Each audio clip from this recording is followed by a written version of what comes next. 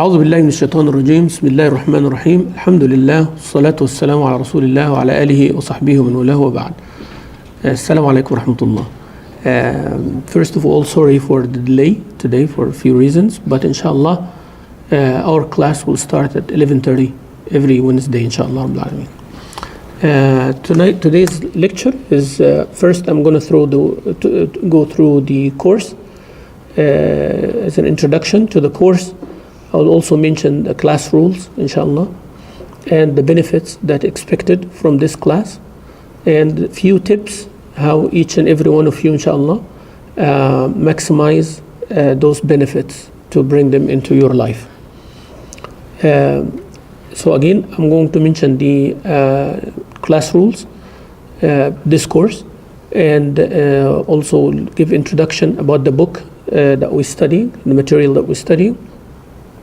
And then I will give you a few tips, inshallah, how to maximize the benefit of that course. Bring it into your life, inshallah.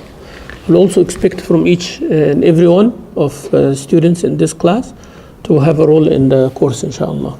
So we'll be like groups, and we'll do some activities as well, inshallah, during this course. So this course is not going to be only passive listening, but inshallah I'll ask you for a few things. I don't want you to take it as a compulsory thing. It's optional, but to maximize the benefit, do as much as you can, inshallah Rabbil Alameen. This is the course called Etiquettes of Seeking Knowledge. Etiquettes of Seeking Knowledge. And it happened that the book has the same title. The book that we're studying has the same title. But it does not mean that this is the only book that it is written about the topic. Etiquettes of Seeking Knowledge is something like deep rooted in our tradition, in our Islam. Deep rooted in our Islamic tradition. Seeking the knowledge. As we will see, inshallah, in the introduction, how the Quran invited us to learn, and how the Quran introduced to us some of the characteristics of those who learn and those who have knowledge, and their status and so on. All this we will study, inshallah, in the chapters to come of this book. So Etiquettes of Seeking Knowledge is the course that we're studying, and it happened that the book that we're studying is also called Etiquettes of Seeking Knowledge in English, but the name in Arabic it's different. Hilyatu Talib al-Ilm. Hilyatu Talib al-Ilm is the name in Arabic. Talib al-Ilm, student of knowledge, right? Talib, student or seeker. Ilm, knowledge. So the seeker of knowledge. Hilya, what is the Hilya? Hilya is mentioned in the Quran. Allah Azza wa Jal talked about the women, and Allah says, أَوَمَنْ يُنَشَّأُ فِي الْحِلْيَةِ. The women, they are raised in adornment. Like Hilya is the earrings, the bracelets, the gold and the silver that the woman wears so she can look more beautiful and more appealing. Hilya. So anything that you put. When they have the sword, and they put it in the sheath, and then the handle of the sword, sometimes they put some gold and stuff. That's called also Hilya. If we have a pillar in the masjid, if you go to the masjid of the Prophet sallallahu alaihi wasallam for Hajj or Umrah, when you go visit Masjid al-Haram, Masjid al-Nabawi, you find a pillar in the masjid, and on top there is some gold, part that's called Hilya. You have a book or a mushaf or something, and you put around it like the cover, and you put some embroidery on it or something like that. That's called what? Hilya. Now understand the meaning of the word Hilya? Hilya is the any material that makes beautifying something.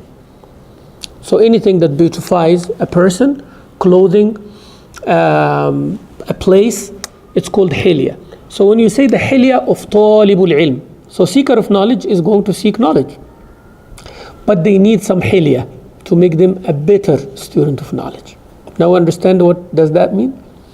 Now we translate it as etiquettes of seeking knowledge. It is not far from the Arabic meaning, because when you have the etiquettes, you're having that Hilya. Without that etiquette, you will seek knowledge. You will teach or you will learn. But without etiquettes, it is like without hilya, without the beautifying part. So a student who's sitting in the classroom will learn. He or she, they will learn. But if they have etiquettes, how to deal with their teacher, how to appreciate the material that they're studying, how they deal with the book, how they deal with their chair, with their desk, with the cleanliness of the class, do you think it would be the same? Of course not. They will achieve better. The teacher will love them more. Also, if the teacher comes to the class not prepared, does not care about his or her students, they will teach. But you think if they care about the students, they do their best, the students expecting them, they love them and all of that, then the teaching will become better. Now understand the importance of the etiquette. Rasul sallallahu alayhi wa sallam was the best of teachers, the best of manners of teachers. The Sahaba of Rasulullah sallallahu alayhi wa sallam was the best of students, and they have the best manners of students. All right?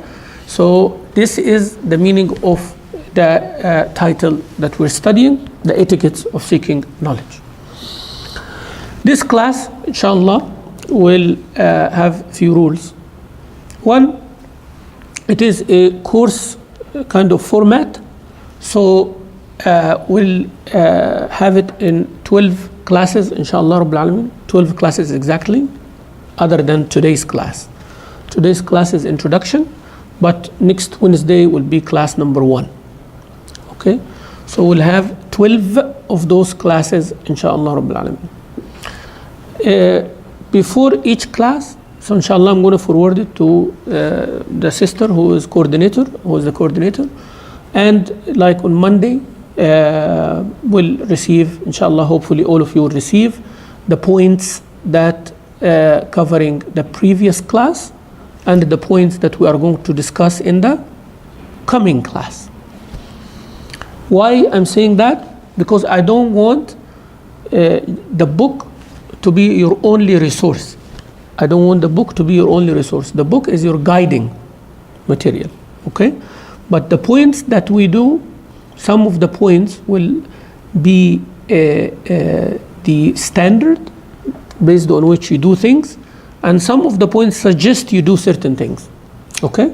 So we'll talk about it. Example, when we say that the student have good relationship with other classmates. I'm just giving you an example, one of the chapters like that. The relationship between the student and his or her classmates. That is a standard here. I mean, suggesting to certain things. We will go through that, and based on that, I'm going to expect you to go further your reading, how to deal with other classmates, how to deal with those who are lower, or those who are higher, or those who are equal, or somebody not motivated, or somebody motivated. So I'm expecting you to start coming up with these things. Also, at that time, we are going to have some groups, right? Each 5 sisters will have like a group, and they work together, inshallah, on doing something. As I said, don't take it as a duty or as an obligation. We are not in college here. So do it with love, do it with excitement, do it as something that you want to do. There is nobody failing class, and nobody like having A and nobody having B or anything like that, okay? I hate testing. I don't like tests and exams and stuff like this. So consider anything happening as some formalities, but no such a thing like failing. All of us, inshallah, are successful. All of us are gaining something from this class, I'm sure. Yeah. Everybody will gain something from this class. Doesn't matter how much you gain, okay? So inshallah, I want you to put your heart into the class and don't be deterred by, oh, there is an exam, or there is a quiz, or there are questions, or that. Don't worry about all of that. And I'll make sure that the questions are very easy.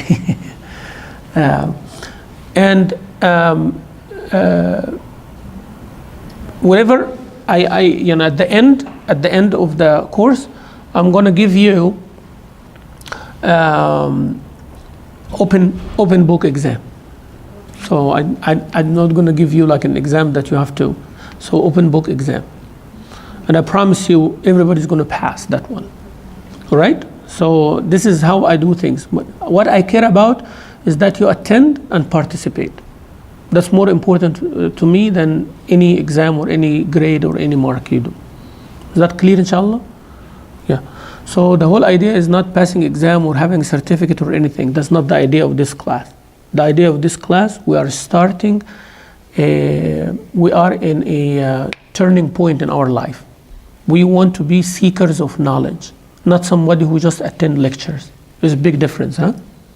You want to be a student of knowledge. Student of knowledge is a great degree in Islam, as you will see.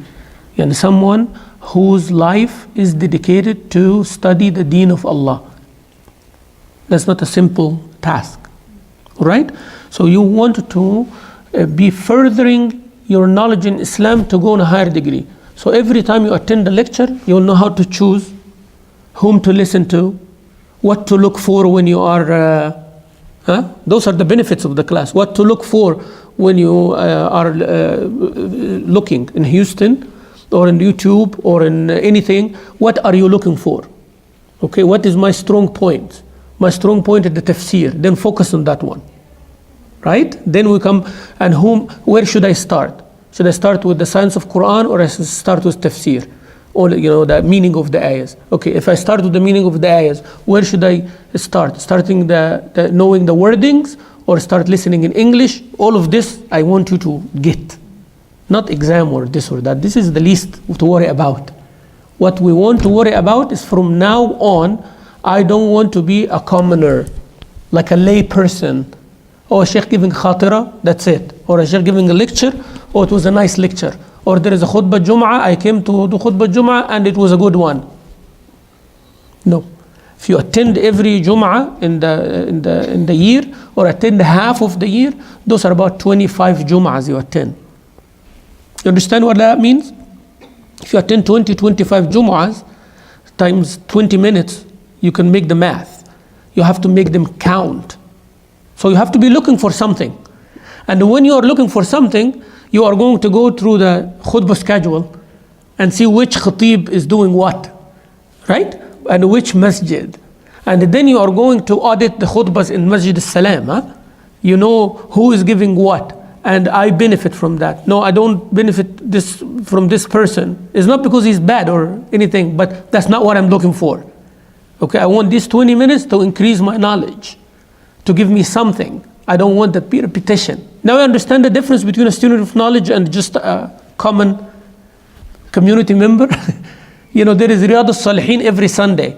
If I'm going to study hadith, I need to make effort to attend that one, right? If I'm going to study the hadith and the sunnah of Rasulullah, that's an ongoing class.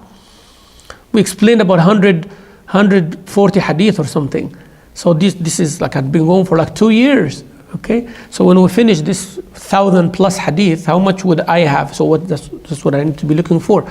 There is a Quran exploration for every Sunday, here in the masjid. So what I'm trying to say is, you are, inshallah, after that course, the big benefit is, I am not just listening for the sake of listening, or to feel good kind of lecture. That is what this course is going to provide you, all right? Now, when I say that, it brings me to the next point. To get that benefit, you cannot do it without consistency. Okay? You have to have patience. Sabr is a big deal in seeking the knowledge. Sabr. Seeking knowledge, sisters, one of the biggest factors that destroys the effort is when you think that there is an end. Okay? There is an end for a level, yes. But there is no end for seeking knowledge. Even here in the West, in America, in the West, they would say learning is a lifetime effort. It is a lifetime process.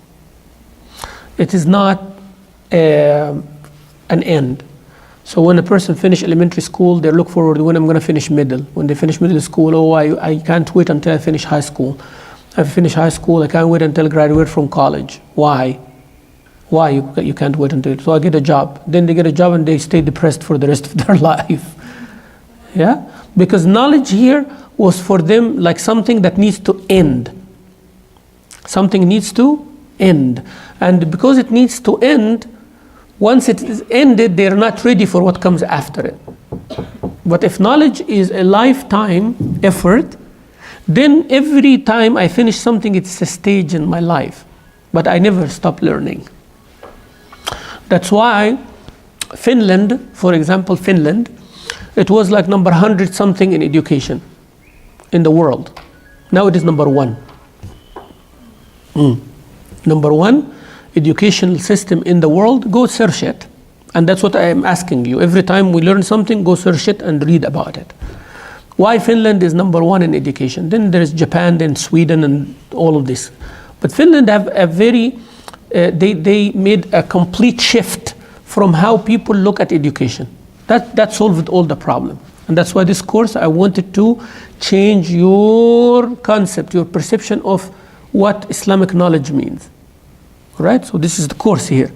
That's what I want. If you succeed within 12 lectures to come out with that perception, alhamdulillah, we succeeded. Don't worry about how much information you can remember or retain, right? No, if you change that. So how they changed? They changed education. There is no such a thing as homework. They got rid of that. There is no homework. Students go to school, they come back, there is no homework. They have a family. Okay? So if they are at school, they're studying. If they are at home, they should be like with their parents and family. Father finish work, he comes, no work. So this is family. Mother works, family. So everybody comes back from school, they play, they socialize, they eat, they watch TV, they go around. No homework. Okay? And in the school, there is no such a thing like testing at the end also. It's scoring on few factors. Scoring students on attendance, on participation, on motivation, and all of that. And then they get a score at the end of the year. And also, education is attached to what they need. You're not going to teach them parts of history that does not help them at all. Or parts of math that does not help them at all. Right?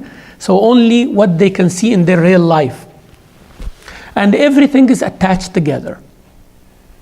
As an example to give you, and I did some of this research when I was doing my master's in education a few years ago. Math, social studies, science, and language. All of them are connected together. How? So they will create a situation for the kids. They will say, for example, that we want to, they plant something. They plant potatoes, for example. Potatoes or vegetable or something. Then they will tell the students to take it from the science part. So the science tells them how to do this, right? And then they will connect it with social studies. What is the history of this? How people did that in the past, right? Then they will take the geography, look at the map. Which state does the potatoes, right? And does the vegetable and all of this. And who exports and who imports, then economics. Then they will do math based on that, selling and buying and how to make the profit. Then you write an article about all of this experience. That's language for you. You understand how beneficial becomes the knowledge? Same thing when we take the etiquette of seeking knowledge. I want you to connect everything. Visiting someone sick at the hospital, how is this connected to this class? How this class is connected to the children who come and learn Quran? How this is connected to that school over here?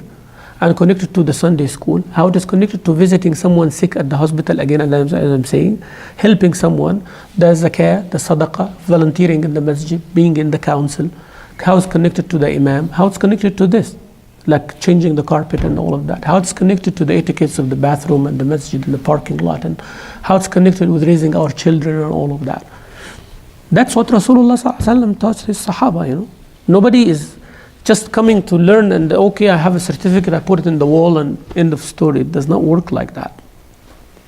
So you reach higher levels when you change your perception about the norm of things. People learning in a certain way and taking certificate. Somebody comes to me and said, I'm a graduate of Al-Azhar, or I'm a mufti such and such, or I'm a hafiz of the Quran, or I have the 10 qira'at. Well, great. What else? I just want to be the imam. So what is your experience? How many people you changed the life of? That's what I care about, right? There's many people, they have, sometimes we evaluate the person based on their qualifications, but we don't evaluate them based on their production, right? So based on production, you went somewhere, and this somewhere after you left has people who are carrying what you taught them. That's a success. Sometimes that person is not highly qualified, right? But everywhere they go, they change lives of someone. They emphasize on something. They make something stable. And that can be one thing or 10 things. This class, inshallah Rabbil Alameen, I want you to participate, because at the end, if you choose to have a certificate, that will be based on few things. One, your attendance. Two, your participation by asking question or doing the things that we will do and all of that. But you have the choice to do or not to do. It's up to you. You have the choice to take a certificate or have that course count toward anything, or not. It's up to you. But commitment, you attend all 12, inshallah, unless you have a big issue. Attend all 12, and then participate, at least by asking a question or responding to a question, or when we're having a discussion, then you participate in that one. And at the end there will be an open book, as I told you, right? And I'm going to give about 5 questions, about the whole thing, 5 questions only, and we'll give you about half hour to write down the answers. Half hour, 1 hour, something like that. Whoever wants to do it. And then I'm going to give you an ijazah, like to teach that book if you want. Okay? So that's what the test is for.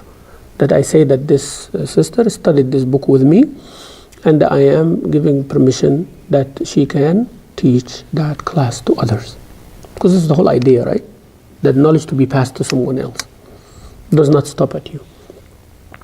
And I really love it if you teach it in your own language even. That would become even better, right? And I have, alhamdulillah, students who studied this book and taught it to others in English and in Spanish and in other languages. I studied this book with Sheikh, who studied with the author of the book.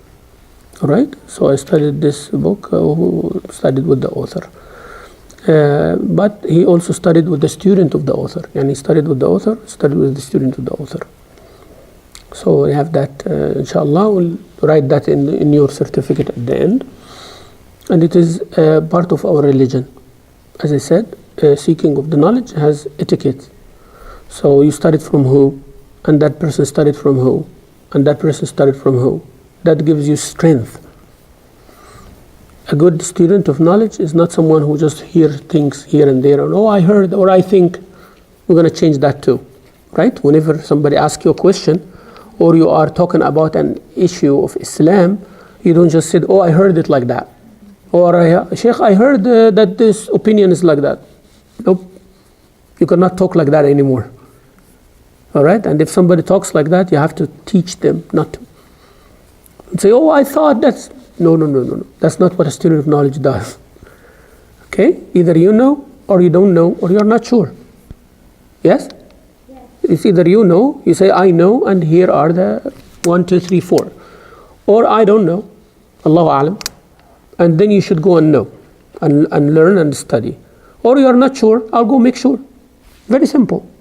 It's either you know, and when you know, you have to say the right thing you are 100% sure of. Or I'm not sure, then go make sure. Or you don't know, then go know. Okay? But you cannot guess stuff. And you cannot live in assumptions. Your deen. You cannot practice your deen based on assumption systems. This is the worst thing you can do. Okay? It's like a blind person who does not want anybody to guide them. They just want to stay in hitting stuff and all that. They don't want a stick, they don't want a cane, they don't want anybody to show them the way, they don't want to do anything. And they end up hitting and bruising themselves and going around in the darkness like that. We don't want to do that. And that's why Allah Azza wa Jal said in the Quran, أَفَمَنْ يَعْلَمُ أَنَّمَا أُنزِلَ إِلَيْكَ مِنْ رَبِّكَ الْحَقُّ كَمَنْ هُوَ أَعْمَى.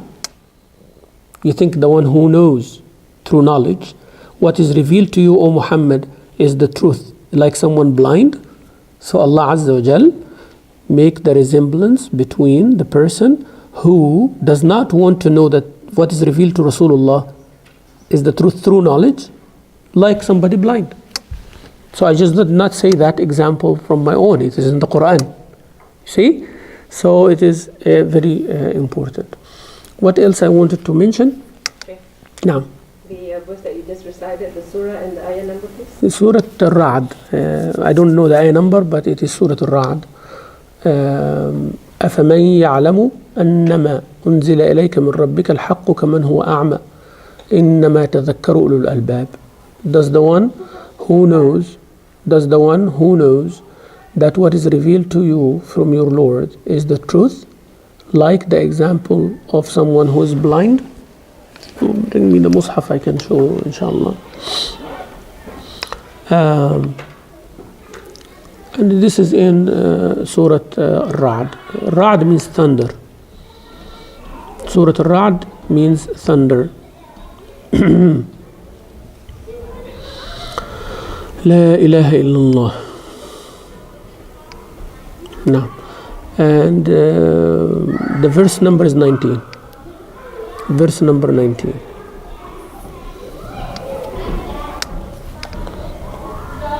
Okay. What else I wanted to mention is, so we talked about the timing, will be inshallah 11:30. We talked about the have to be consistent. We talked about what we expect from this course is to change our perception and to focus on what we are good at and study knowledge systematically. This class is not going to be aired live, will not be, for a few reasons.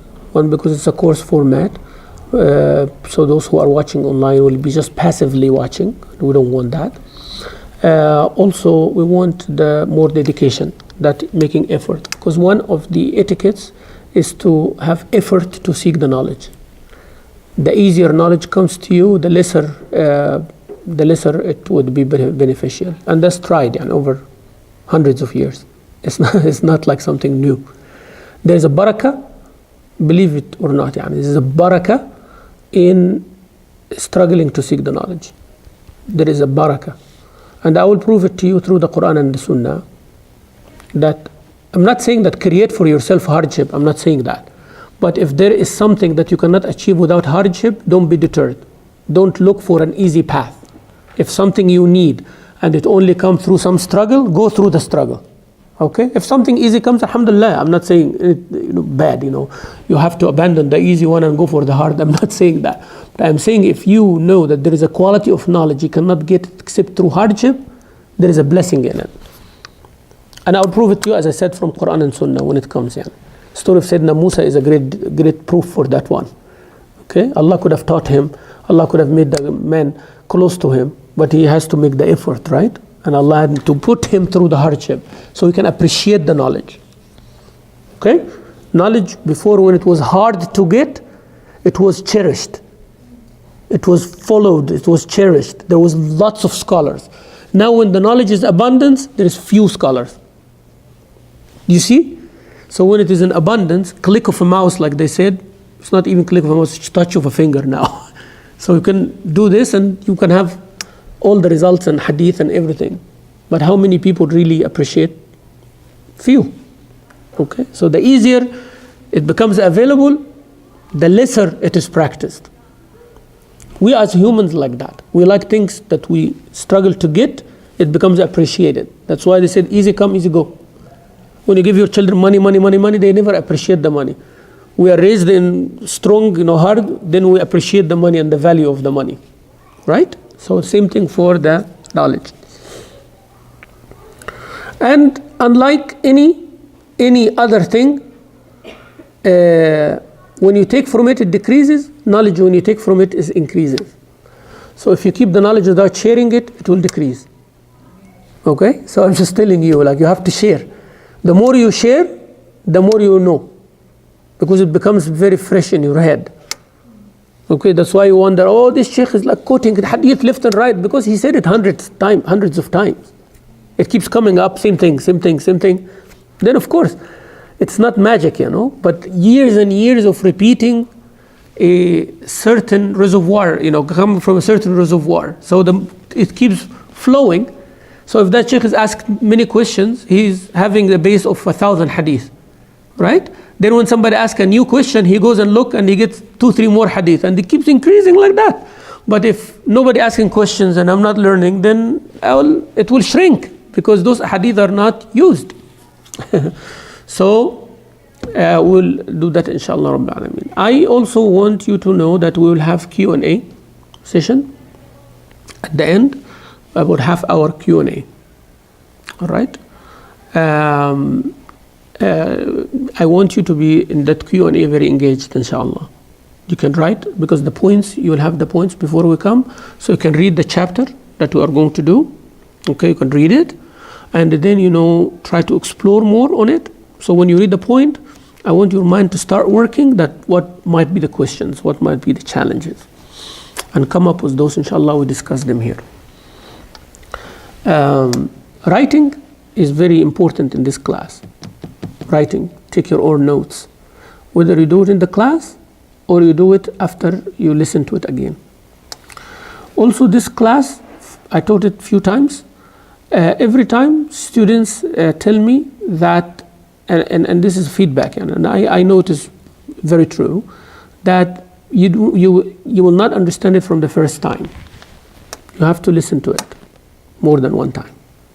So you listen to the lecture today. During the week, I want you to listen to the recording one more time, at least one more time. Okay, that you will see things that you did not catch first time, because there will be a large amount of information. Okay, so make your own notes. Also, it will help you a lot if in the class, a couple of sisters who are very good in making points, right? They come together and represent the whole class and then share the points. If there is one sister who is very good in the PowerPoint and making like a Word document and a PowerPoint, that will be even better. By the end of the class, we'll have a PowerPoint for points, like in a Word document for the whole class. This is the class points, class notes, right? So you can have the recording, and then you can have the class notes that you made. Okay, you're sharing them, and then one sister put them in order, write them in good language, English, and then put them in a PowerPoint in a very nice thing. So at the end of the class itself made its own notes and the points presentation. So whenever any of the sisters want to teach that class, or someone wants that course, then they can have that material. So we want to be productive, right? At the end of the class, we want to be productive. So this is your ongoing assignment, inshallah Rabbil Alameen. All right. So any question in regards to the logistics before I move on the next half hour to summarize the book? So the next half hour, I want to summarize the book. So any questions in regards to logistics or what is expected and all of that? All right. The translation here, I don't know if you have the same copy or not. It's translated by Murad al-Sheikh. Is this the translation that you have? Murad ibn Hilmi al-Sheikh. Do you have that? The Etiquette of Seeking Knowledge. And it is in kalamullah.com. This is the one? Yeah, in kalamullah.com. So the website is called kalamullah.com. So if Sister Kalsoom, you can share it with all the sisters, inshallah, the link. They can download it from. Also, those who speak Arabic, if you want to download the Arabic one, there is an Arabic, the Arabic book. It's called حلية طالب العلم, شرح حلية طالب العلم by Sheikh Ibn Uthaymin. شرح حلية طالب العلم by Sheikh Ibn Uthaymin. He explained that book, and it is Muhammad ibn Salih Uthaymin. Just write شرح حلية طالب العلم. It will come to you PDF and you can download it. شرح حلية طالب العلم. So this is in Arabic. So those who are speaking Arabic, you can follow up with that one. Follow with that one. I'm using both, by the way, when I'm explaining. And English you can do the other one. And I want you to write your notes because there will be lots of things I say. All right? So yeah, you can take the important things. Don't write everything I say, but you can listen to the recording later and take your notes again, inshallah. So this book is written by Sheikh Bakr Abu Zaid, Bakr ibn Abdullah Abu Zaid. He died, rahimahullah. And it was explained by many scholars contemporary to him and nowadays, translated to languages, I don't know, but in English. I know it's translated to English. And the best of the explanations was the explanation of Sheikh Ibn Uthaymeen, rahimahullah, who was a contemporary of Sheikh Bakr and his friend as well. But he explained that book beautifully. And that book was had a commentary by Sheikh Walid Menesi in Minnesota back in 2005, 2006. And I translated his explanation there. He explained it in 1 year, once a week for 1 year. So it was a very comprehensive explanation for advanced student of knowledge. And I had the honor, alhamdulillah, to translate those lectures for the Sheikh, or most of it.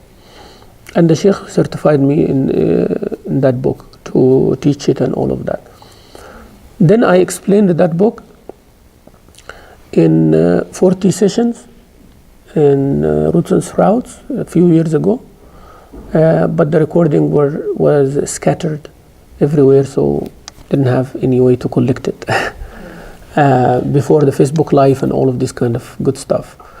And I explained it also in some private sessions, about 20 or so, but this time is more an easy level.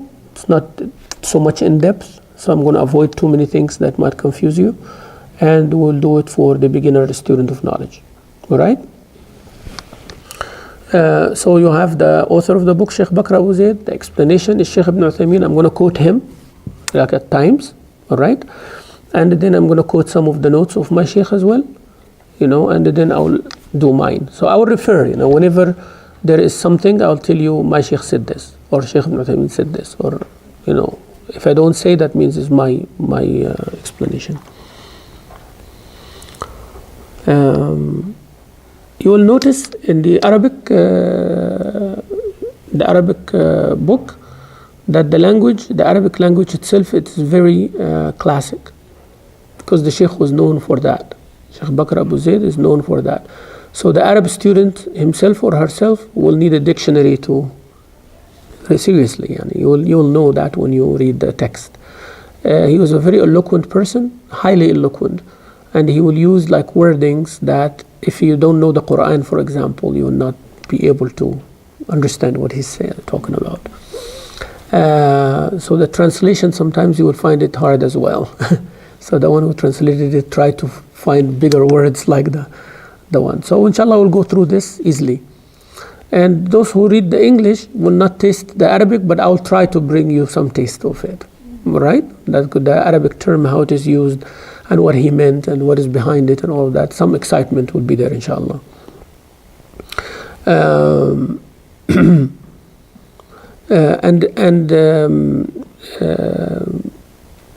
Sheikh Ibn Uthaymeen, he explained this book about 20 years ago or more, more than 20 years ago. So alhamdulillah, inshallah we'll do our best to explain, inshallah. This book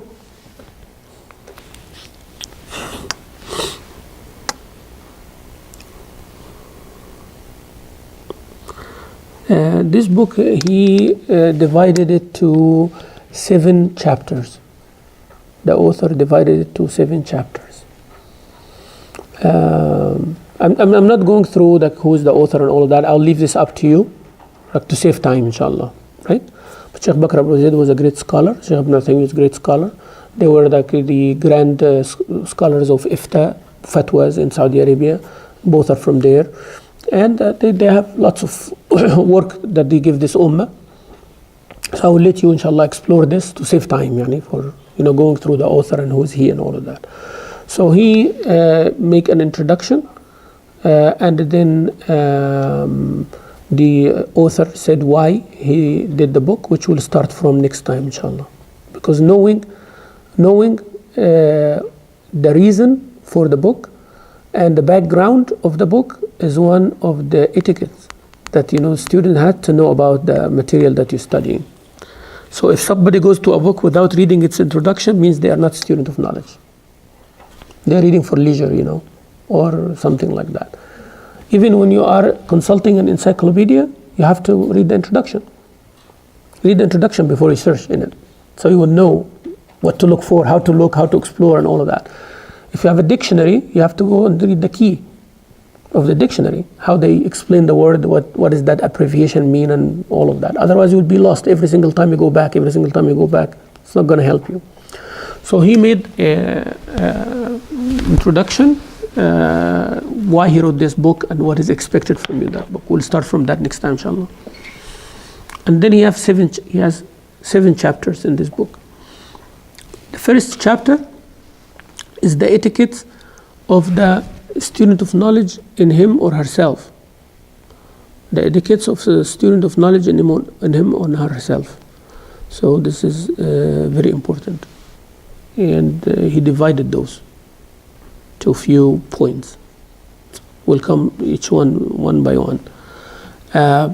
So he's talking about the etiquettes of the student in himself, and he will go that how knowledge is worship, and teaching the students how to have certain characteristics, to love Allah, to be sincere, things that might sound generic, but it is very, very important. Who are the people that you need to follow in your effort of seeking the knowledge, and so on. So he will give the student few etiquettes in himself or herself that you have to have them. So etiquettes, he divided it, part number 1 or type number 1, the etiquettes that you have to have in yourself and behavior. So it's about you. Second chapter is the etiquettes of how to study.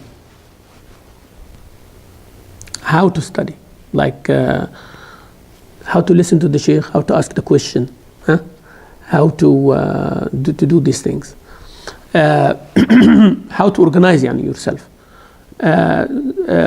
So this is the second chapter. He will say how you study and the levels of studying when you are a beginner, what is expected from you, and how you know the rules, and how and where to the knowledge, and what books you start with, and things like that. That's how, teaching you how. Third chapter is your etiquettes with your Sheikh, your ustad, teacher. There are etiquettes for that. He's like the source for your knowledge, or like the gate through which knowledge comes to you. So you have to know how to deal with them. All right? One of the biggest problems that we have is when the people don't look to knowledge as something that they need. If you know that knowledge is something that you need, and how desperate you are in needing certain knowledge, then you will know what to sacrifice to get it. Okay? So when we look to the Sheikh or the Ustad or the teacher as someone who has a job and he has to give me this or that, then our whatever we get is very, very, very less compared to what we get if we know exactly what role they are playing in our life and the life of the ummah, So the etiquette of the students with the Sheikh or the teacher is crucial. They are crucial. So it's very important. Then the fourth one is the etiquette with your colleagues, classmates. Adab al-zamala. The competition, the jealousy, the cooperation, how to be, when we were in college, they used to give us sometimes make groups, and the group, sometimes the teacher put in the group someone that you don't want to work with. Actually, that's an intended point. You have to have in your group someone that you don't want to work with. Yeah. So actually, you're supposed to do that, not avoid it, because it trains you how to handle someone who is hard to deal with. You cannot be a good leader unless you do that. If I'm a CEO, I cannot just pick everyone and maintain them to do exactly everything I want. I'm going to lose. I have to have someone opposing me, someone objecting to me, someone giving me a hard time. That's how things work. وَلَوْلَا دَفْعُ اللَّهِ النَّاسَ بَعْضَهُمْ بِبَعْضٍ لَفَسَدَتِ الْأَرْضِ. Allah Azza wa Jalla said, if it is not for these differences of opinion, the earth will be corrupted. So people they have to disagree with you and give you a hard time, So it's very important. So there are etiquettes to deal with those whom you love and those whom you feel comfortable with and those you don't feel comfortable with, and what you do if this or that, right? Fifth one, the etiquettes of the student in his or her academic life. What does that mean?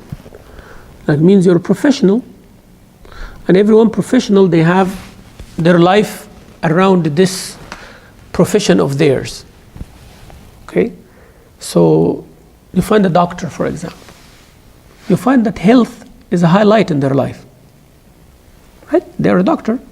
He's a doctor, she's a doctor. So you find that health is a highlight of their life. So whenever they're walking, they are not checking patients, but they are aware of the health. Health is some highlight in their life. So whenever they see something, be careful of the flu, wash your hands, have hand sanitizer, they are like, it is their life. Their life is around it. You find someone who is a computer person. So always whenever you're talking about technology or this, you find that they are aware of that. We want the student of knowledge to be like this as well. Okay? So if you are a student of Quran is your life, in your life. So if something happens, otherwise it becomes just another job, right? That's why you find many people, they recite Quran and all of that, but their life is completely different. Why? Because the awareness of what they do is not there. So student of knowledge is always eager. Whenever you see a new book, what can I get out of that book? How are you going to see that book? How are you going to skim through that book? There are services now that everybody's happy with, that they give you the summary of the book, right? There are like that. They say, you want to read a book in 15 minutes, here is the summary of the book. It's very nice for those who have the consumer mentality. You want to be like, I read the book, but I didn't read the book. You know what I mean? You understand? But what actually excites me is the person who wrote that summary for you. That's actually the person I want to be. I don't want to be the one who reads the summary. Think about it. I can summarize the book for you like I am summarizing it right now. But would that be enough for you? Would that fulfill your hunger for knowledge? Shouldn't. If you are, right? So if somebody comes and tells you, the latest trends in fashion is this. I'm happy now. I'm a very fashionable person, and I go follow and I buy that dress. That's one kind of people, right? The other people are the ones who change the trend, They change how people think. These are the ones that we want to be. Like, I'm a student of knowledge. I want to summarize for people. I don't want to be the one who's consuming the summary. You following? Yeah, I can read 15 minutes. I can read the whole book, which is 500 pages, because somebody summarized. But that person who read the 500 pages and analyzed it and came out with those points, he is the one who's telling me what to read now. He's the one who have that maturity to tell me what is good for me. No, I want to be the one who's able to tell people what's good for you. I want to be the one who knows what's good for me. So I want to study more and more and more. Don't have someone who will be spoon-fed, right? No. I give you tafsir of Surah Al-Baqarah, but I'm expecting you to go and read 5 other tafsirs beside what I told you. Because I read few tafsirs and I'm giving, but I'm not going to give you everything. I forgot more than what I give you actually. You know what, the amount of things I read would take like weeks to give you if I go the same thing. But I give it to you in a few minutes. So I want you now to go where I got the things and study and read. Don't be just the one. Otherwise, the knowledge, sisters, will decrease. Wouldn't you agree? Would decrease, right? So I studied for hours and hours, and I came and I give it to you in half hour. And you take that, and you only deliver what you remember, 10 minutes. And someone comes at the end, like after a couple of months, what did you learn from what I give you? They just give you one sentence. Right? But you can imagine if I give you this, and then you go and consult other books and read about the subject more and more, your knowledge increases. You can even have things that I did not give you or I don't know. And that's how we maintain the knowledge on the same level in the community. And that's why our youth and our become more and more ignorant. Why? Because we give them little tiny bird kind of seeds instead of giving them a lot, right? No abundance of knowledge. So also it will teach you, this chapter, lots of good things, how to deal with the book, for example. When you get a book to add into your library, what you do when you buy a book that you like. So to tell you that you have to go through the table of contents, then you have to read the introduction, then you have to know the chapters like we're going through right now, and then get the main points of the book, then you put it in your library. So now you know every single book in your bookshelves. You know what is it talking about, you know the theme of it, introduction, what. So next time if you don't read it, at least it is there.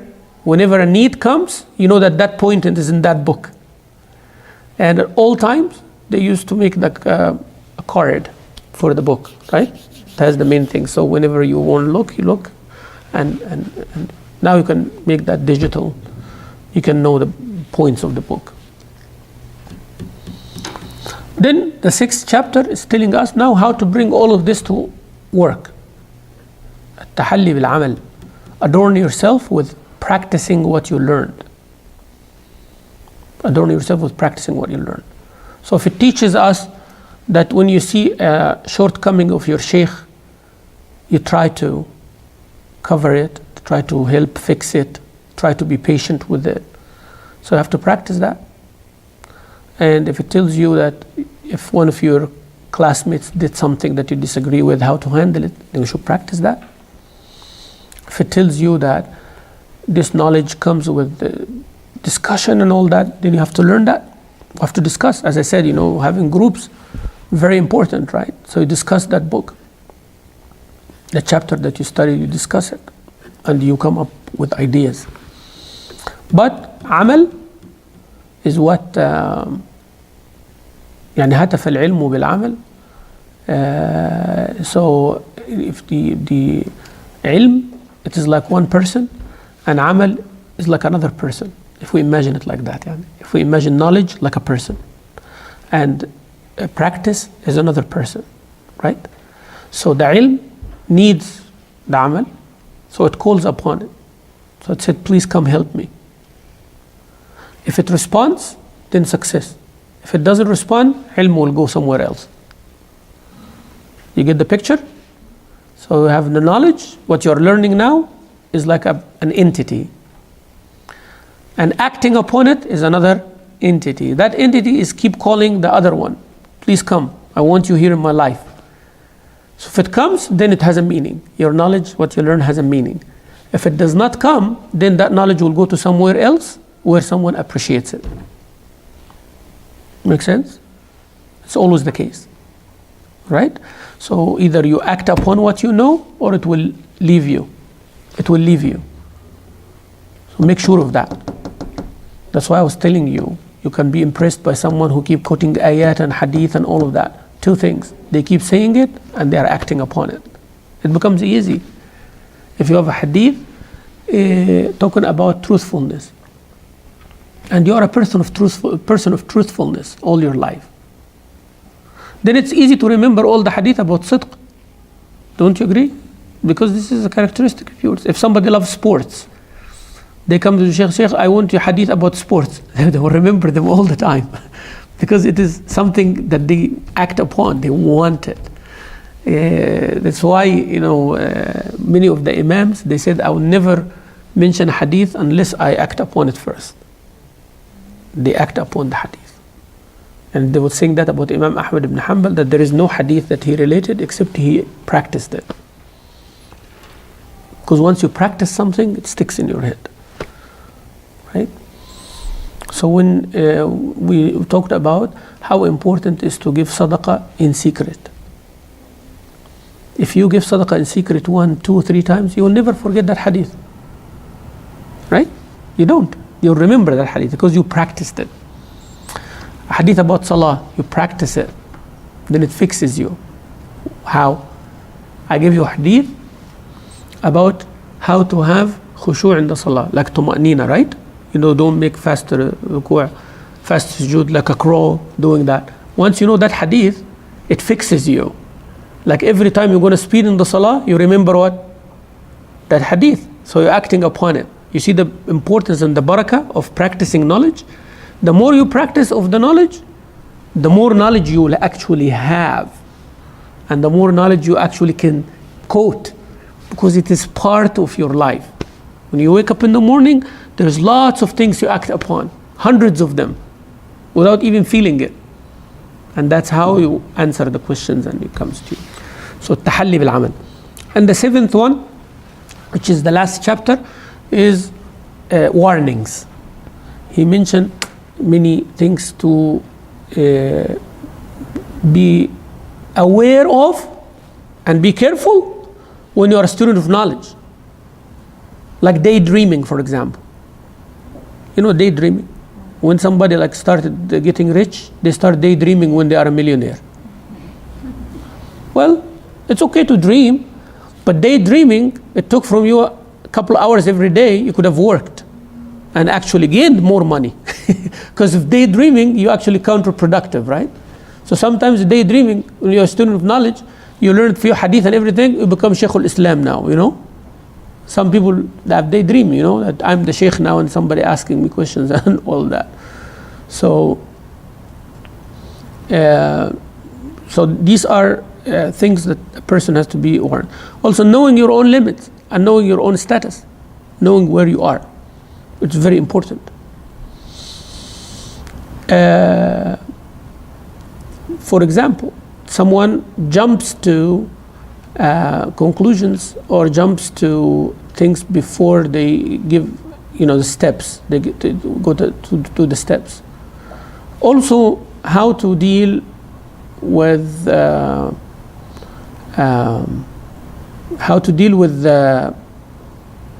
being challenging. Some people being challenging, like they want to go there to appear. And this is more in men than women, by the way. Men and women, they have different things. So women, when they seek knowledge, they have lesser problems than men when they seek knowledge. Oh yeah. So when women seeking knowledge, they're actually better. That's in history, over years. Especially in the science of hadith. From the time of the Prophet ﷺ until our time now, there is no single scholar, woman of hadith, who are accused by lying. Always accurate, always trustworthy, always narrates exactly what it is. But men have issues. So women become more dedicated in seeking the knowledge, and whoever succeeds from them becomes a true success. But men have issues of showing off and this and that. And I'm not saying this in a biased manner, but I'm saying this as truth. I'm not saying that all men are, because more men seeking knowledge than women, so you'll have more problems for sure, right?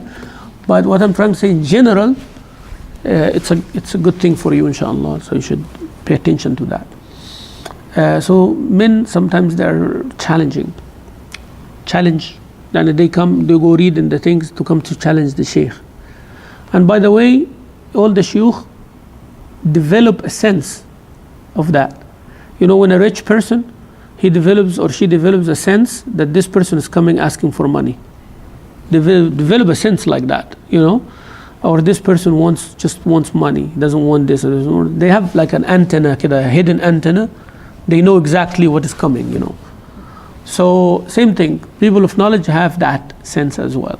When a person comes, before they even ask a question, they look at the faces and they know exactly who's going to do what. Ni'mah from Allah subhanahu wa ta'ala, by experience too. The way you sit, the way you handle things, the way you're listening, you know, you can expect that. So be careful of the daydreaming and things like that. You know, there's a story. One time a person got some eggs. The chicken laid eggs at his house. So he raised chicken, hens. So they laid eggs. So he is happy. Oh, I have more eggs than every day. I'm going to go sell them in the market. All right? So he put a basket on his head. And you know how in all times people, mashallah, stabilize the basket on their head without holding with their hand, you know. Okay? So and walking. So he put the basket. He does that every day. He said, today I have more eggs.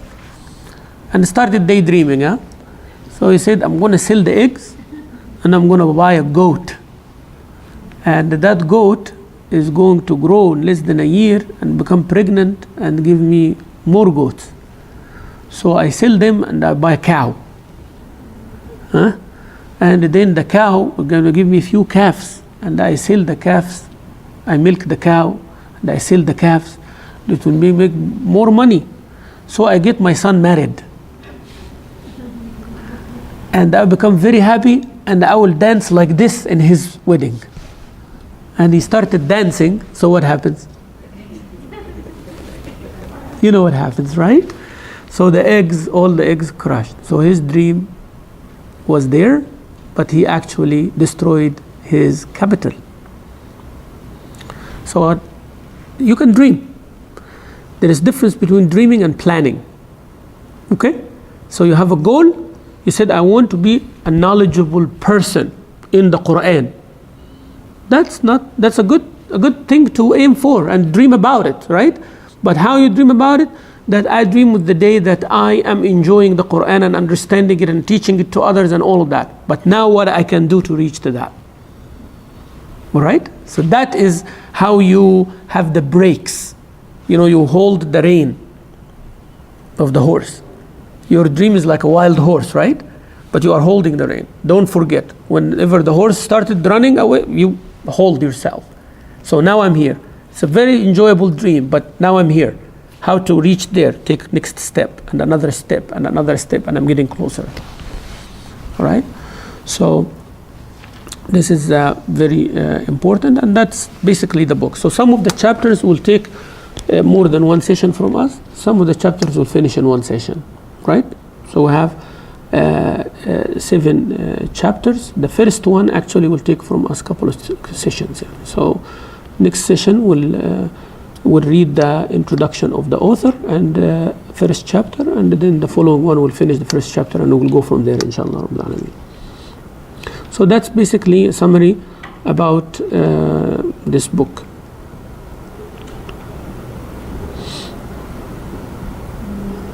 Yeah. Anyone have a question about this? Because I received few questions through my email and all that over the last couple of weeks from sisters regarding other topics. You know. So if you don't have questions now, we can open the Q&A session, and you can think about questions also. You can ask me, inshallah.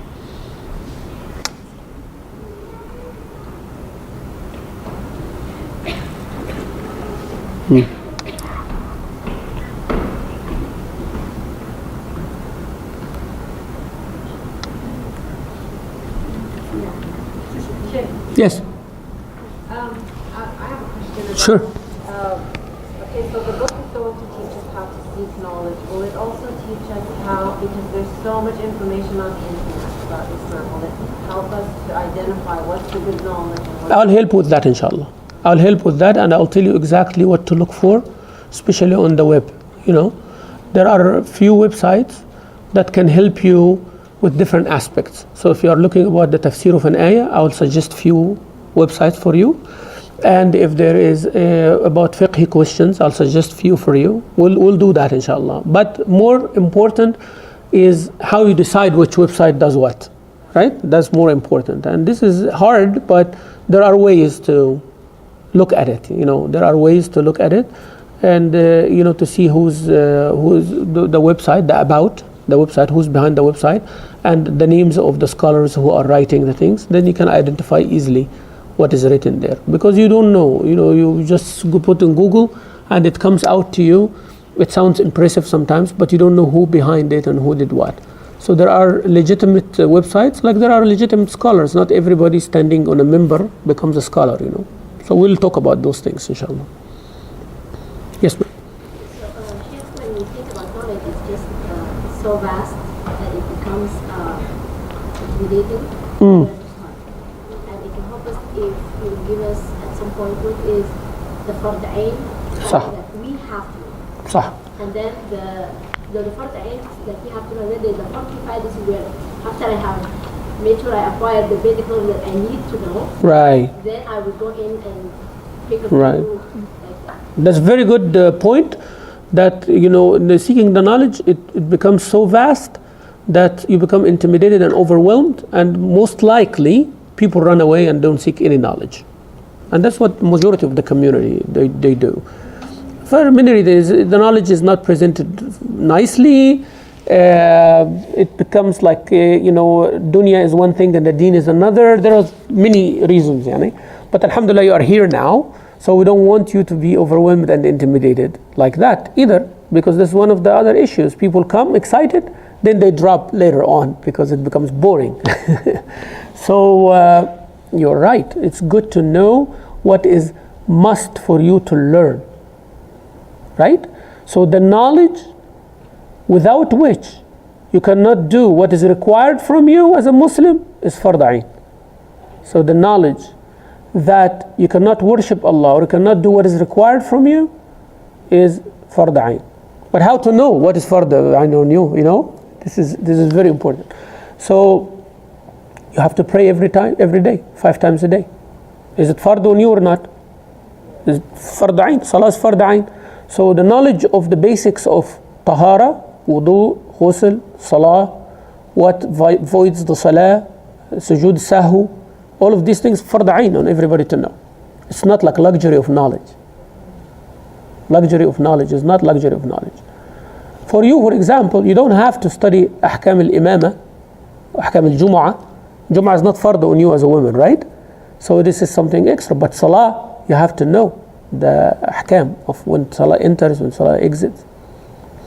If a person is traveling, ahkam salat al-musafir is fard ain on them. If a person fasts, then learning about the ahkam of siyam is fard ain on you. If a person going for hajj, ahkam of the hajj, basics of hajj is fard ain on them. If a person zakah is due, ahkam of zakah, and so on and so on and so on.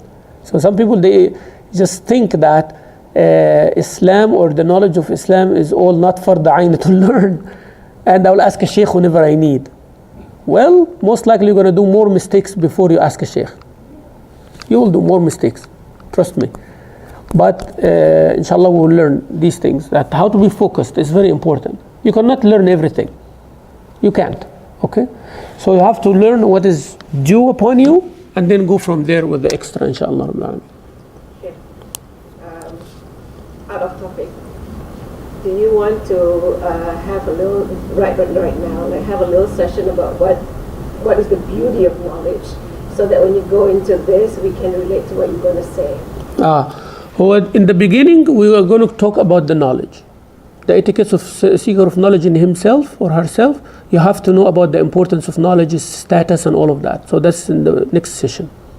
It's coming out about ilm, its status, the beauty of seeking knowledge, how important it is, the status of the seeker of knowledge. Those are the etiquettes that you need to know. The things you need to know. We will talk about that. That's why I said the first chapter will take a couple of sessions. It's important. I will do it inshallah. I received a few questions of the topic, so I'm going to share with you inshallah. One sister asked about covering of the feet in the salah and out of the salah. majority of the scholars said that covering of the feet is must, based on the hadith of Rasulullah sallallahu alaihi wasallam. When the woman reaches puberty, she cannot show except her face and her hands. When there is difference between covering the face and all that, we're not talking about that now, right? We're talking about those who said this, that feet included, and that's the majority of the scholars, whether in salah or outside of salah. Except al-Ahnaf, Hanafi madhab, they said feet is not part of the awra because it is hard to cover and it is one of the parts of the body that would be exposed most of the time. This does not mean that men can look at it. When the two different things here. But I'm speaking from a fiqh perspective. To get out of the difference, covering the feet is better for your deen and for your salah and for everything, with the socks or without the socks, if you're wearing long clothes. Like the hadith of Salama radiallahu anha, when she asked Rasulullah sallallahu alaihi wasallam about the woman praying in khimar and the dir'a without izar. Women used to wear 3 or 5 pieces clothes. Izar is the lower garment, like a skirt now, right? So wear a skirt that covers, the lower part from the stomach to the feet. And then she wears dir'a, which is the upper part, like a qamis for the men. She wears it over from, the waist up to the shoulders. And she wears the khimar from her head, goes over that. So there were the 3 main pieces that women used to wear. So Salama radiallahu anha, she said, sometimes Ya Rasulullah, that the woman will wear in the dir'a, that piece, and the khimar. So Rasulullah sallallahu alaihi wasallam said, as long as that dir'a is long, because sometimes the dir'a, it would be a piece that covers a little bit of the lower garment. Sometimes it covers all the way to the ground as well. You understand? So a skirt, and then the part that she wears over is also long, and then the khimar sometimes is also long. You see? So it depends. But mostly that the woman is wearing something covering from her feet to her head. I mean from her head to her feet, I'm sorry to say. But from up to down. Whether it is 1 piece covering all, or 2 pieces covering all, 3 pieces covering all, but there is covered all the time. You can imagine what I'm talking about here? So Sayyidah Salama is saying to Rasulullah, what if she's not wearing the lower part? So Rasulullah sallallahu alaihi wasallam said, as long as the upper part is long. Yani she's not going to wear until her knees or until this. That's what he means, sallallahu alaihi wasallam. So she said, then their feet is going to show. That means the tradition was like, the upper 2 parts will reach up to the ankles. Okay, the feet will show. So Rasulullah sallallahu alaihi wasallam said, "Yurkhina shibran." Yani 1 hand span should be more, make it longer. Then she said, okay, still they will, their feet is going to show. So he said, "Yurkhina dhira'an." So make it longer, 1 dhira' wala yazid, and don't go more. The whole idea is like when she makes the sajda, her feet doesn't show from the bottom, doesn't show. But as I said, there is a difference between scholars, and some of them said this is act of preference, liked, not act of a must. But to get out, as I said, whenever there is differences, don't go with the less based on your desire. Go with the more safer to your deen. You want me to repeat this again? Don't go with the lesser based on the desire or your convenience or what you like. No, go with the more safer to your deen, as long as it's not a hardship, right? So if something that you can do with ease, even though it's against your desire as a woman, you want certain fashion or certain things, but try to accommodate the deen more than accommodating what you think is. Unless it's hardship for you. Hardship brings ease, right? If you now having clothes, you cannot walk in it. You're going to trip if you walk in, because you drive cars, you do things like that now, right? And that question comes to us all the time. I have girls, I have women, I have sisters, and I know exactly what it is, right? So if you are going to wear clothes like this, they used to walk, and now if you are riding your car or something like that, trip over, that's a problem, right?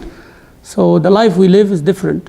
than their life. So it's okay, yani. So try to cover, inshallah. Another question. I'm trying to remember the question because I forgot the phone in the car. So I remember the questions, inshallah. The other question was the acts of worship that a woman can do during her period cycle or after the birth, giving birth. Woman cannot pray or fast, right? Also cannot touch the mushaf, read Quran from the mushaf. You cannot touch the mushaf and open it and read from it like that. So touching the mushaf and reading. Now, what is considered mushaf is the book that has Quran only in it. The scholars said that if it's a book of tafsir that has Quran in it, but tafsir is written, is not a mushaf. If you have digital, iPad or phone, it's not considered a mushaf. Okay? Now, why I'm saying this? Because the scholars differed on reading Quran from memory.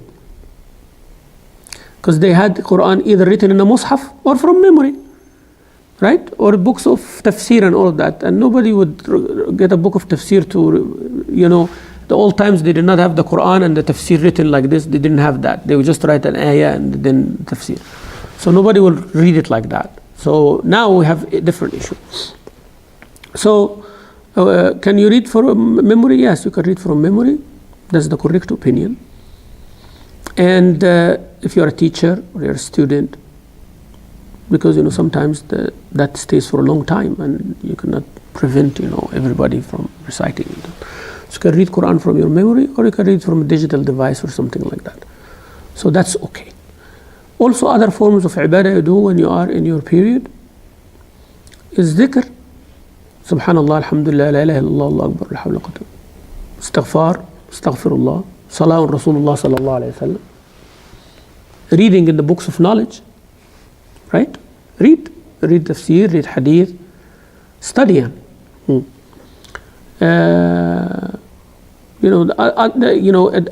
Enjoining good and forbidding bad, like teaching people to do things, visiting the sick, all those kind of forms of ibadah. They are forms of ibadah. To raising your kids, it does not need any wudu or anything like that. Taking care of your spouse, doing your duties as a wife. All of these things are ibadah to Allah subhanahu wa ta'ala. So understand now there are different forms of ibadah. Like Rasulullah sallallahu alayhi wa sallam told Sayyidah Aisha when she got her period, when they were doing the Hajj, she said, what I do now, he said, افعلي كل شيء يفعله الحاج إلا الصلاة والطواف. And do everything that the Hajj would do except salah and tawaf. So, go through the stones, you do things, you do dhikr, you do labbaik Allahumma labbaik, you do all of this, it's fine. So, it's actually the question should be rather the things that the woman in her period could not do. Then the rest you can actually do. Other question is about yes, now I remember, because all this I read before I come, but I forgot the phone in the car. So the next one is about husband and wife trying to get to the phone of each other. The phone. Breaking the password, or getting the phones and emails and the Facebook accounts and emails, all under the same ruling. Now it's a touch phone. When the husband is sleeping, you take his thumb and put it on the phone. طبعا this is haram. This is haram, from either one, from husband to wife. And I'll tell you something that as a student of knowledge you'll appreciate. Okay, listen to this, because it's very important. If you understand this concept very well, then you will know what does it mean to be husband and wife. And unfortunately, most of the people don't know it. Some people think by marrying someone, like marriage contracts, allows things or prohibits things that it's not allowed or prohibited. And that's not right. What do I mean? They think that, okay, when I marry someone, that woman becomes like someone belongs to me, like I own. And it goes true for women too. It's not only men. It goes true for women too, especially when have suspicion. When the woman suspects something that her husband is looking at other women or is doing something or is starting getting late or something like that, then she feels that she is entitled to do things that a normal person would not do. What do I mean by that? Like, if I suspect that you do something, or you suspect that I, Sheikh Mamdouh, do something, what does that entitles you to do? To dig in my life? No, right? Because I'm not related to you and you don't have anything. So now, does that entitle my wife to do that? The answer is still no. You see what I'm trying to say here? Because the assumption of ownership makes us do things that we cannot do with others. Yeah, he's your husband, but you cannot spy. Yeah, she's your wife, but you cannot spy. Okay, you cannot spy on a stranger and you cannot spy on your wife. You cannot spy on a stranger and you cannot spy on your husband. That's a good question.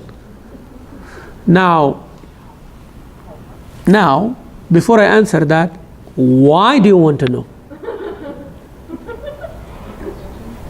Because you suspect, right? And that is a bigger problem than trying to know. What if you know? What if you suspect becomes... Then you have to educate yourself about these things before asking the question. Because you might actually get what you are thinking is true. So you have to ask yourself first, what do I want to do if this or that? It's always like, I'm suspecting that he's doing this and this and that. All right, well, you ask him the question, or you digged and you find out that he's doing that. Then what? Don't ask the question if you don't want to know the answer. Yes, exactly. So sometimes you want to do, but you are praying, please, I don't want that answer. So what's the point? That's the problem. That's why marriage is based on trust. If that shakes, then you have a bigger problem. You do. And this is what I deal with basically on daily basis with the community. I'm doubting this and that and that. It's one of two things. It's either you get rid of this and live your life until you see a valid proof or something clear. That's number one option. Number two, you talk with your husband or with your wife about your suspicion in a very elegant and nice and respecting manner. He said, I'm having a problem now, I cannot get over that, right? And don't feel that you have to report to me or you have to tell me, where are you?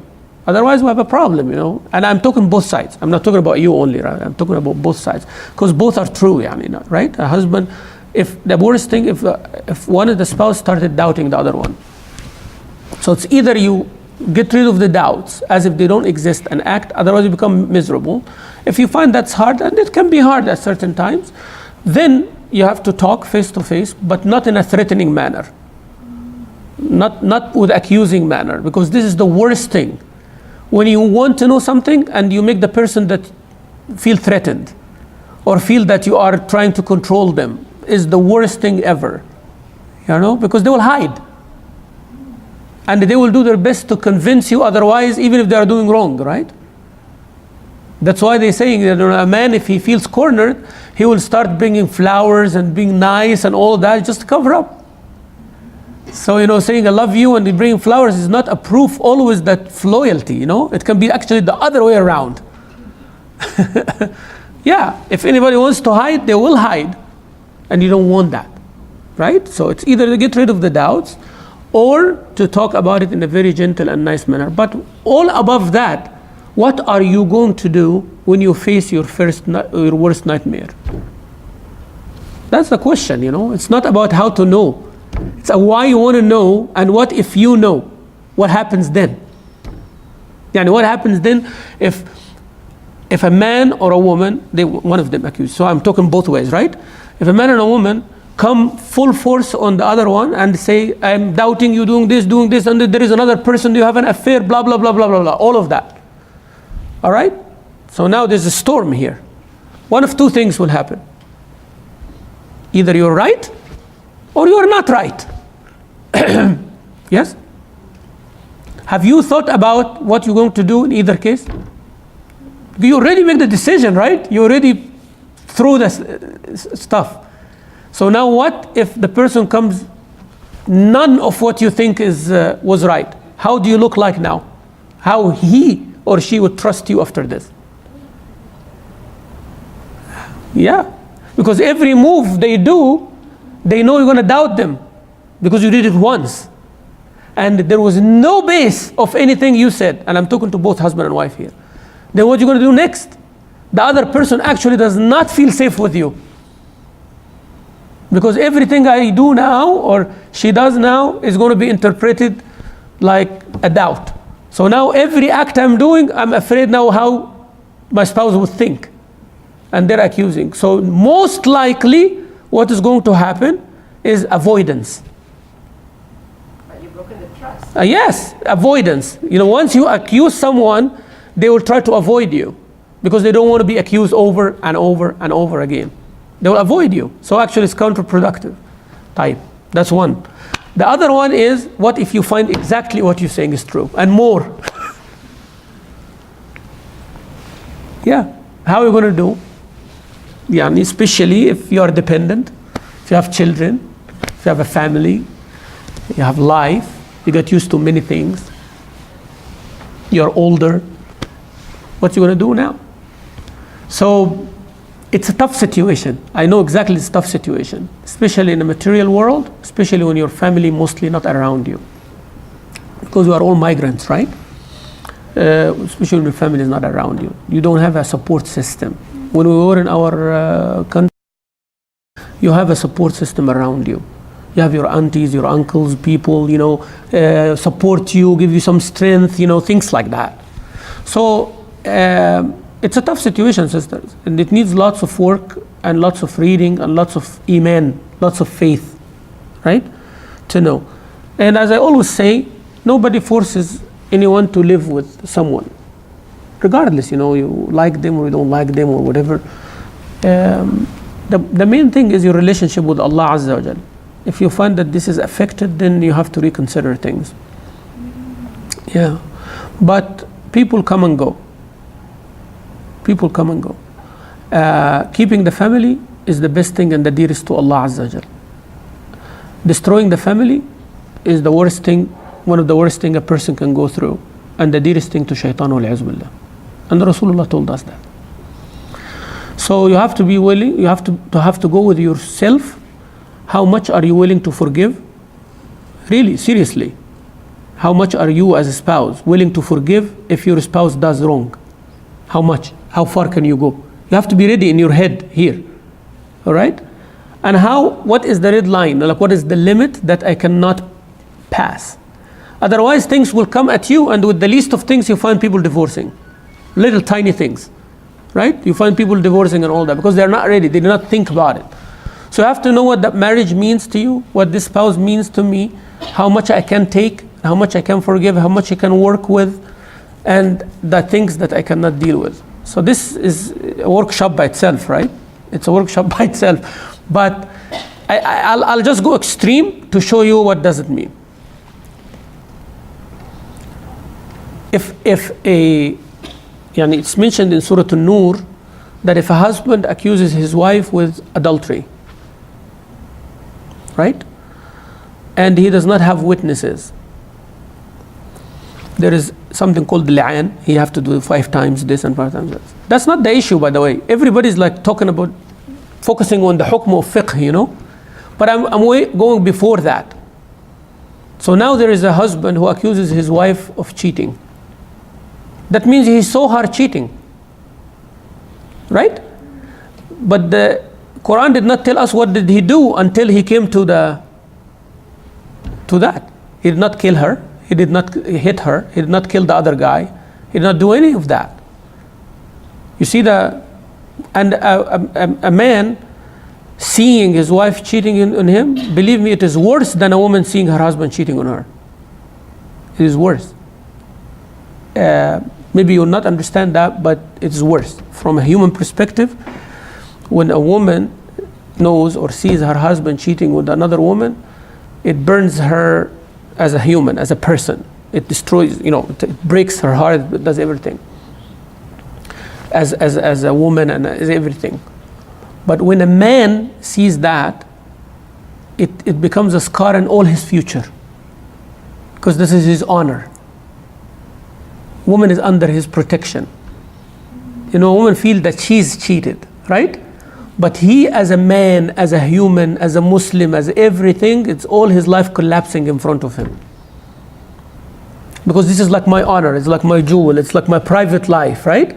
And now it is like destroyed in front of me. Yet, Islam told us not to avenge, not to take it personal.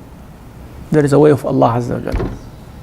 A man comes to Rasulullah and saying that. The ruling for both is the same, right? The ruling on the Islam. I will come to that. I'll come to that in a minute. So, if a man accuses his wife with that, then he does not have witnesses on the crime. Then they do the li'an. And the li'an here, because if she's pregnant and he does not want to own the child, and there are different cases. Now, a woman accusing her husband with that and doesn't have witnesses, she can ask for divorce, and the husband has to divorce her.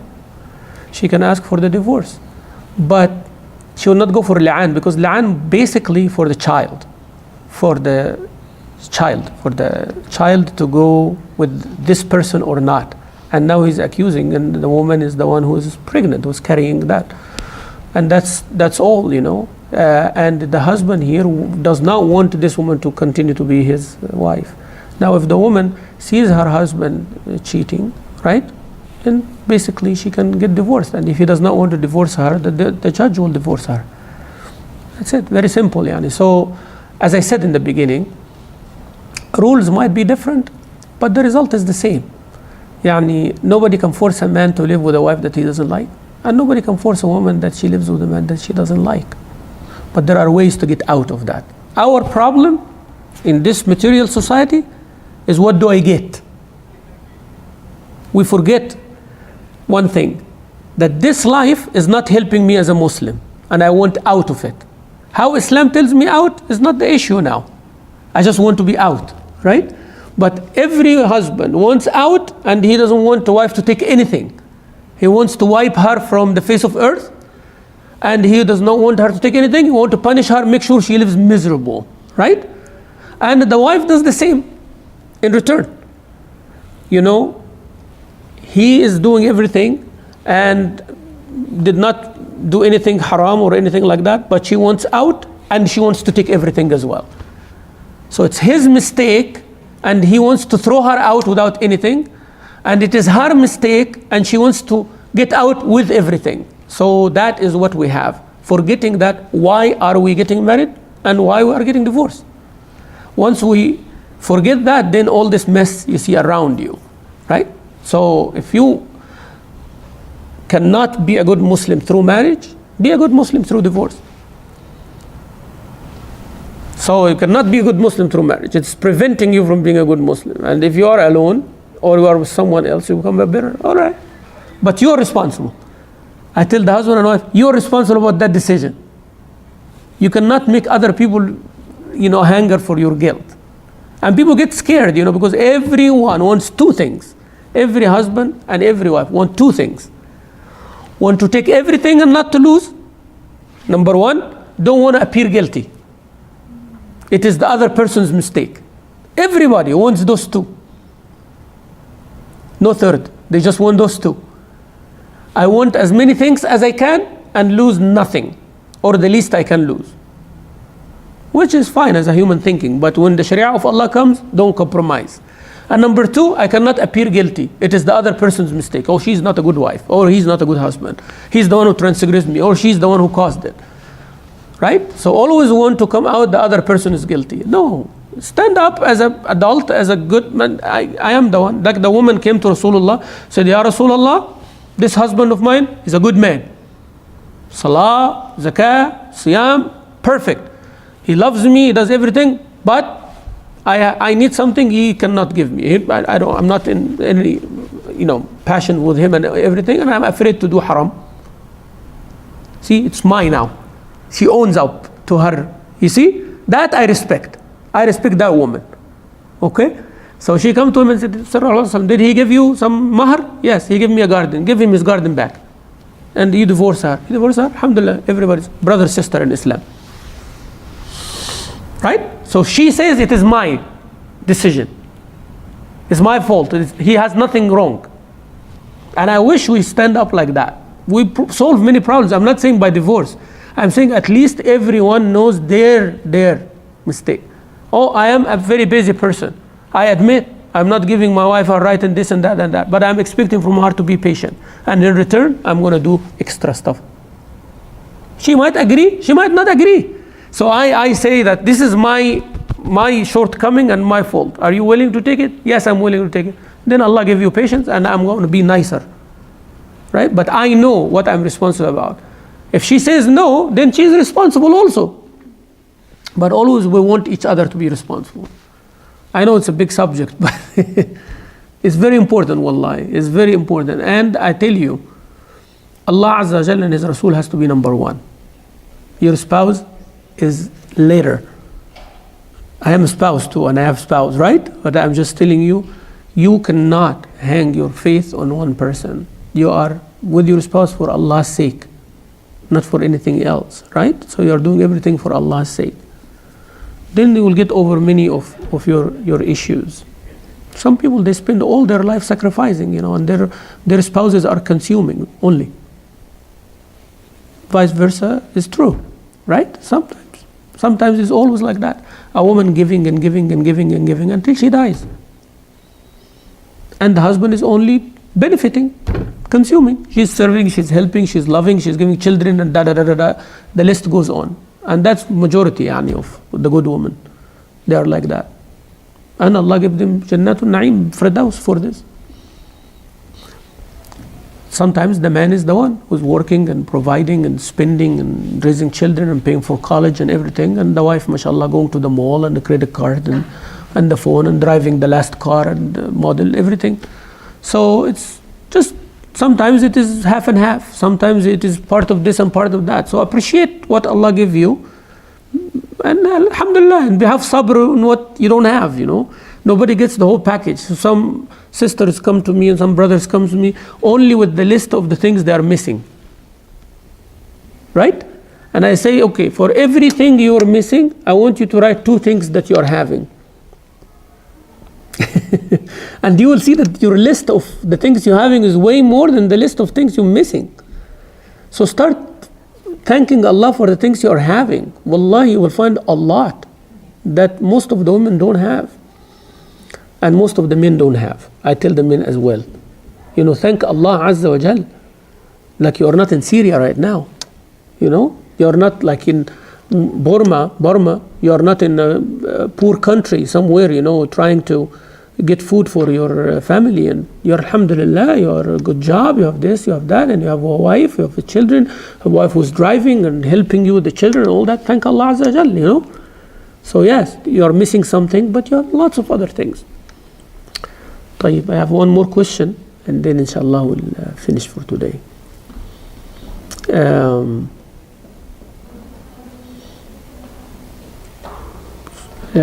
It's also about, we'll avoid the marriage things because, you talk a lot about it.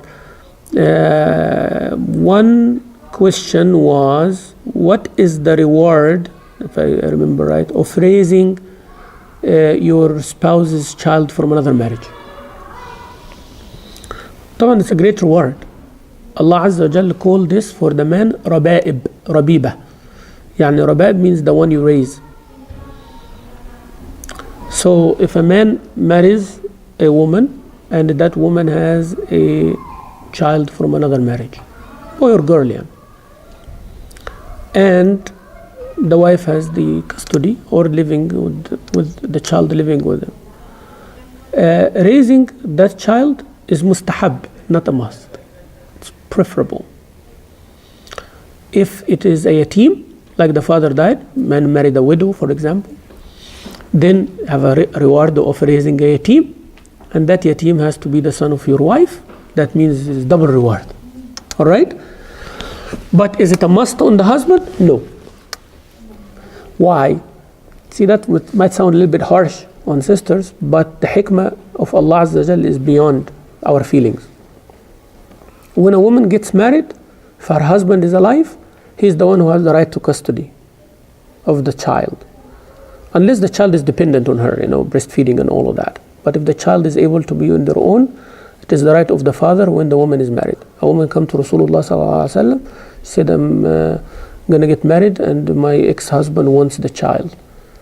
And he is like baby, toddler. He said, Al-waladu laki ma lam tankihi. Yani he is yours, the child is yours, as long as you're not married. Once you get married. And many of the women, they think with their passion and their emotion as a mother, which is understood. But I can give you a list of things that the hikmah of Allah Azza wa Jal.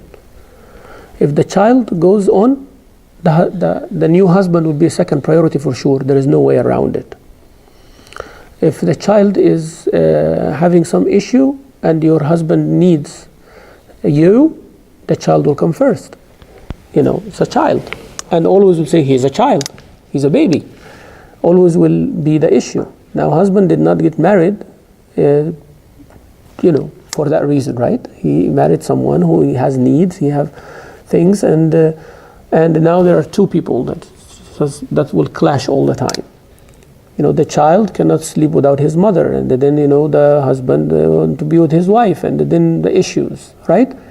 And always the man thinks with his reason. When there is a child of his own, is different from a child which is not his. There is no way around it. Now, when the wife marries a man who have children, right, is different, right? It is different. She accepts the man who takes care of the children, because taking care of those children is his duties.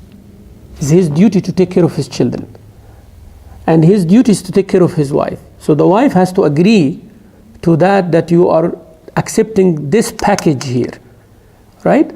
But the man, when he marries a woman with a child, this child is the duty of his father, right?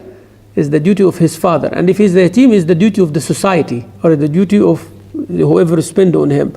And it is better for me to help that one. So I'm doing it as to be rewarded by Allah Azza wa Jal.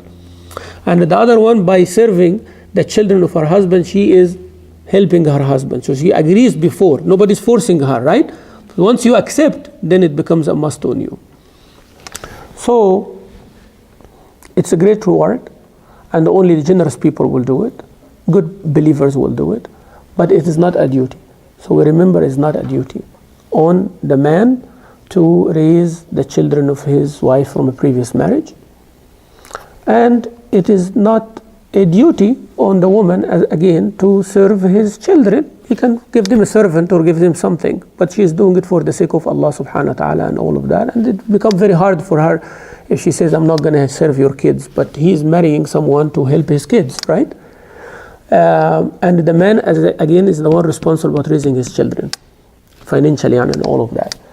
So it becomes very hard, sisters, when the woman has an ex and she has a child and it is a shared custody, and then she's expecting from both to be like two fathers for her child.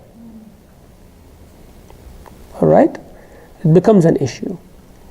Even if the two, let's say they become good gentlemen and they are taking care of the external things, and the heart will never be good, especially for Muslim. A man, last thing a man wants is another man keep popping up in his life. I'm just telling you, flat. Whatever in America here they try to show, and they do this and that, it's fake. I can prove it, fake stuff. And it ends up by many bad things happening. All right? So last thing that a man wants is another man having contact with his wife for any reason. Don't know when is the visitation, what is the phone messages, what is this, what is that. She's asking about her child when he's with his dad, and he is asking about him when she is with her husband. That's one of the reasons why Allah Azza wa Jalla said the kid goes to the father. I know it is very hard for the woman, but at least you know that your son is raised by your ex, and you are living your husband with you're living your life with your current husband. So try to balance that and do some visitation and this and that. But if the child keeps going back and forth like this, it becomes a big problem. All right? I know it's a hard decision, but that's what religion is. And if you have full custody, then the husband, alhamdulillah, if he loves his wife, he'll take care of the child and everything. But no man, as I said, want another man interfering in his life. No one. And no father also wants someone to look and someone else is raising my son or my daughter. It goes both ways.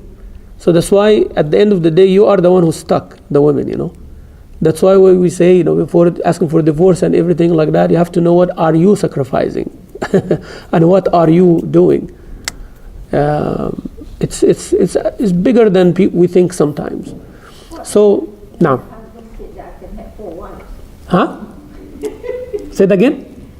How about some Muslim man who said, I am entitled for 4 wives? Good, let him marry 4 wives. Isn't he? Yeah, but not for everybody. It's not for everybody, as people think, Marriage actually. If he's weak, he had entitled for. Okay, not because money only, by the way. Not money. There is money. Justice is not going to cause bigger problem than the benefit, and many other reasons. People think that just because I want it and it happens. No, it's not like that. So, there is other issues with that concept. We're done. Yeah. So we'll talk about this inshallah next time, because actually one of the questions was relating to this polygyny deal, and we will talk about it inshallah next time. Jazakumullah khair, may Allah reward you, and 11:30 will start next week inshallah. Have the book, as I said, either in Arabic or in English, and write your notes inshallah. Right, Jazakumullah khair. And please identify who is the sister who will do the notes, sister coordinator, everybody. Thank you.